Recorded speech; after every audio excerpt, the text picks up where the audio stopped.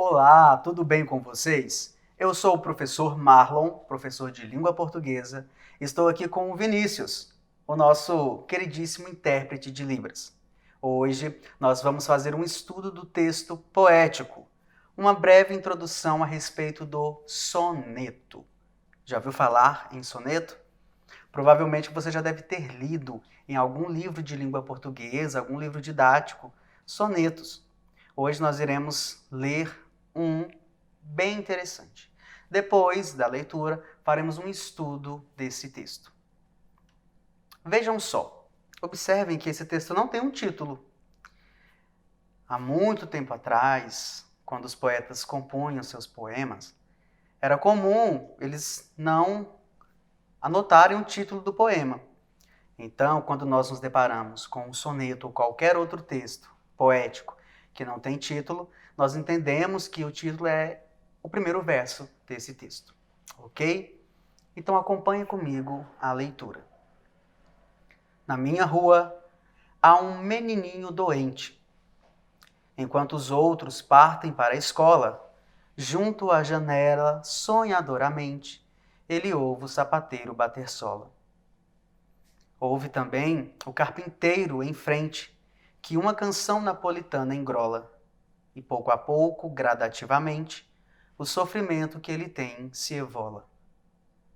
Mas nesta rua há um operário triste, não canta nada na manhã sonora, e o menino nem sonha que ele existe. Ele trabalha silenciosamente e está compondo este soneto agora para a alminha boa do menino doente. Mário Quintana. Bem, para guiar o nosso estudo do texto, eu trouxe aqui algumas perguntas. E aí eu convido você a lê-las e tentar respondê-las comigo. A pergunta número 1 questiona: o poema retrata que situação? Então vamos lembrar do que acabamos de ler. Nós temos aqui um menino que está doente e por conta disso não foi à escola. Ele está então dentro de casa, observando pela janela as crianças que estão indo para lá. E enquanto isso, algumas pessoas na rua estão trabalhando. A rua está em constante movimento. A pergunta número 2 indaga se há personagens nesse poema. E claro, há personagens. Nós já até falamos do menininho que está doente. Mas além dele, nós temos o sapateiro, como é possível identificar no 4º verso da primeira estrofe. Ele ouve o sapateiro bater sola. Além do sapateiro, naquela rua também há um carpinteiro e um operário triste.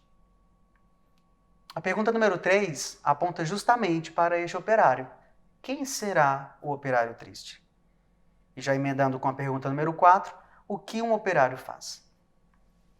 Bem, um operário é um profissional que trabalha com serviço manual. Ele pode manipular uma máquina, ele pode trabalhar uma construção civil, por exemplo.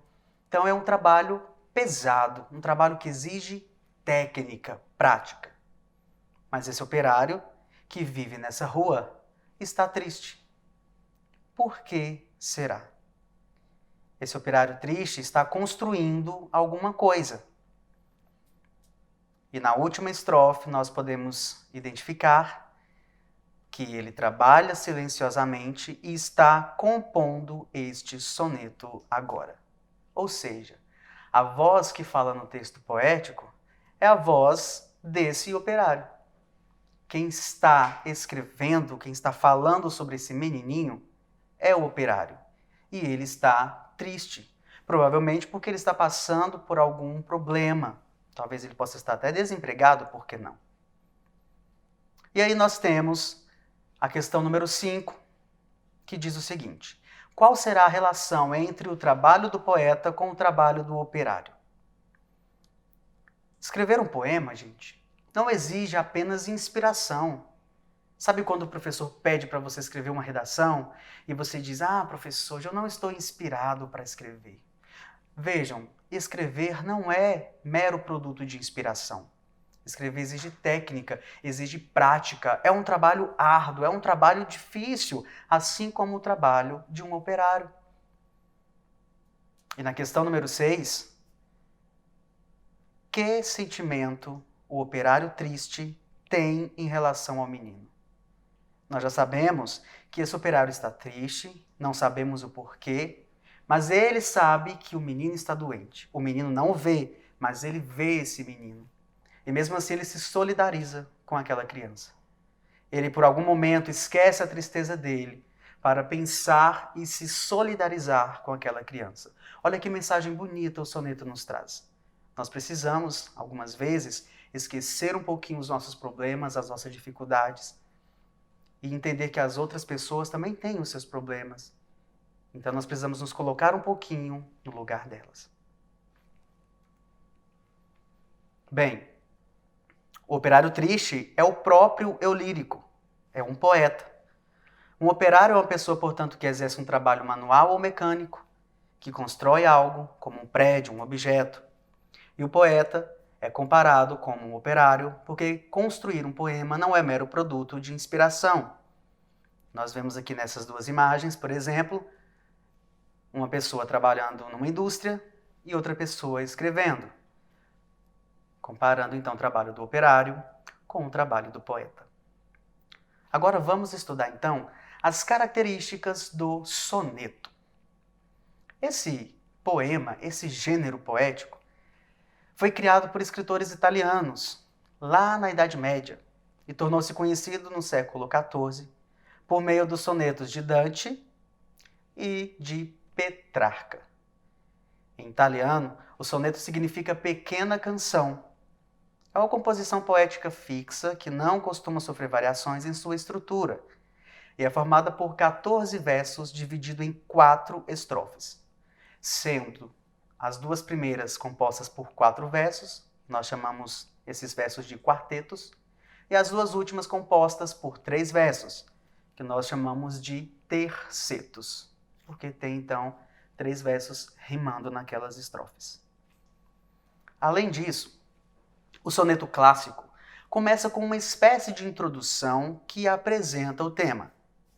Depois, ao desenvolvimento das ideias e ao final do poema, a finalização, com a conclusão que aparece no último terceto. Assim, o último verso é considerado o fecho de ouro do soneto, por encerrar com uma reflexão sobre o tema. Vejam no poema que nós lemos, por exemplo, ele termina com uma reflexão para nós. Não é verdade?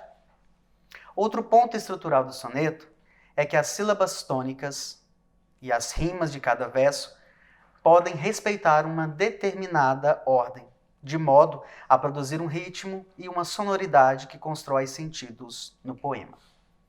Professor, eu entendi o que o senhor disse, mas essa palavra tônica aí, pode me lembrar o que é uma sílaba tônica? Claro, com certeza. Agora, a sílaba tônica é aquela sílaba mais forte de uma palavra.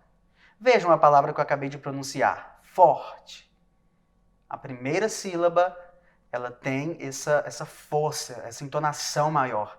Ela é a sílaba tônica da palavra.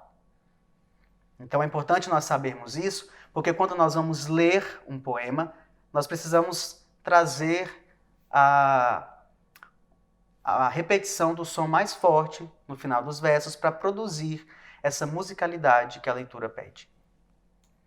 Algumas outras características então do soneto. Vamos lá. Outro ponto observável na composição do soneto é a ordem em que os versos apresentam as rimas. Em se tratando de quartetos, podemos encontrar 3 principais formas de posicionamento das rimas. Nós temos, por exemplo, as rimas opostas, em que o primeiro verso rima com o quarto e o segundo verso rima com o terceiro. Temos também as rimas alternadas. Então eu tenho os versos ímpares, que rimam entre si, e os versos pares, que rimam entre si. Ou seja, o primeiro verso rima com o terceiro e o segundo verso rima com o quarto. E também nós temos as rimas emparelhadas, ou seja, o primeiro verso rima com o segundo e o terceiro verso rima com o quarto. É muito importante compreender esse esquema de rimas, porque ele será utilizado na construção de um soneto. Vamos observar isso na prática. Eu tenho aqui um soneto de um poeta português chamado Luís Vaz de Camões. O título desse soneto é Amor é fogo que arde sem se ver. Eu vou ler com vocês a primeira estrofe desse soneto. E já facilitando o seu trabalho, vou destacar aqui quais palavras estão rimando para mostrar como se dá esse esquema de rimas no soneto.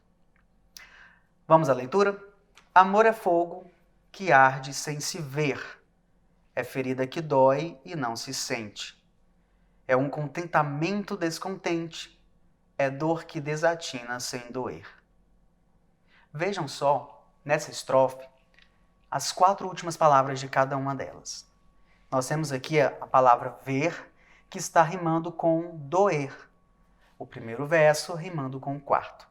E depois nós temos o segundo verso rimando com o terceiro, as palavras que estão destacadas em verde. Sente descontente. Vejam a musicalidade. Então nós temos aqui nesse poema 4 estrofes, sendo as 2 primeiras com 4 versos e as 2 últimas com 3. As rimas aqui, elas acontecem de maneira oposta e também nas últimas estrofes, as rimas alternadas. Primeiro verso rima com terceiro, como você pode ver de azul. Vontade rima com lealdade.